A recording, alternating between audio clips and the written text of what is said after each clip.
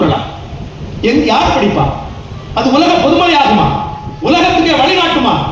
இன்னைக்கு எப்படி ஒரு மூலிகை நோயை தீர்ப்பதற்கு, உடல் நோயை தீர்ப்பதற்கு வழிகாட்டுகிறதோ, அதே மாதிரி நம்முடைய வாழ்க்கையில் வரக்கூடிய பிரச்சனைகளுக்கு வழிகாட்டக்கூடிய நூல் திருக்குறள். அப்படிப்பட்ட ஒரு நூலினுடைய பெருமையை அதனால ஒரு குறளை சொன்னாங்க பாருங்க, கற்க கசடர கற்பவை கற்றபின் நிற்க அதற்குக்காக. அப்படி நின்னாதான் பின்பற்றணும் அர்த்தம். பின்பற்றணும். அதை கவனமா விட்டுட்டாரு. நிற்க காரணம் ஏன்னா அவருக்கு தேவையில்லை. ஐயா, ஒழுக்கம் விழுப்பம் தரலாம், ஒழுக்கம் உயிரினும் ஒம்பப்படும் அப்படின்றார். ஏன் இப்படி நம்ம வாழ வேண்டாமா ஐயா? நம்ம அதுக்கு வரலையா? மானம், அதாவது உயிரை விடவும் பெருசு நமக்கு ஒழுக்கம். ஏன் அரக்கரே மானத்தை பெருசாக பேசுறாங்க.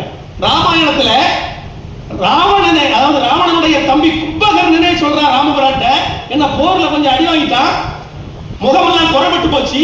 அப்ப ராமனை பார்த்து சொல்றா, எப்பா இப்படி நான் எனக்கு மூக்கெல்லாம் குறை ஒரு மாதிரி இருக்கு, என்ன தப்பா சொல்லலாம், என்ன ஊர் மகான் மதிக்க மாட்டான், போர் வீரன் அப்படின்னு சொல்ல மாட்டான்.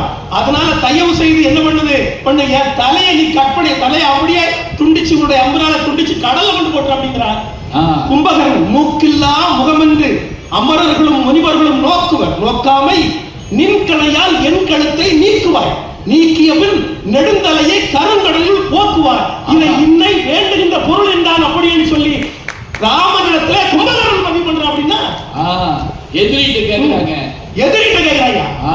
மானம் எல்லாருக்கும் இருக்கு, நல்லவனுக்கு மட்டுமல்ல அரக்கனுக்கு இருக்கு, இருக்கணும், அப்படி வாழணும். அதுதான் வந்திருக்கோம். இப்படி சத்தம் போட்டா இல்லதே போய் போட்டேன்.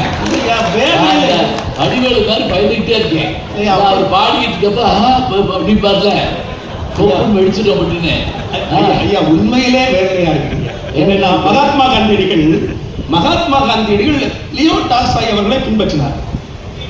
அவர் 2 நாடகம் பார்த்தார். ஒன்னு ஹரிச்சந்திர நாடகம், இன்னொன்னு சிரவண நாடகம்.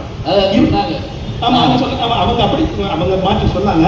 இந்த 2 நாடகம் பார்த்து அவர் தன்னை தானே நாம் இப்படித்தான் வாழ வேண்டும் என்று முடிவு பண்ணார். சவுத் ஆப்பிரிக்கா போகக்கூடிய நேரத்தில் அவங்க அம்மா சத்தியம் வாங்குறாங்க, நீ எப்படி வாழ வேண்டும், மாது மாமிசம் 3 எடுக்கக்கூடாது அப்படின்னாங்க. அவர் சத்தியம் கொடுக்கிறார். ஆனா அவர் போற நாட்டுல இதுதான் சரியா கிடைக்கும், மாது மாமிசம். ஆனா வாழ்க்கை முழுவதும் அதை அவர் கடைபிடிச்சார்.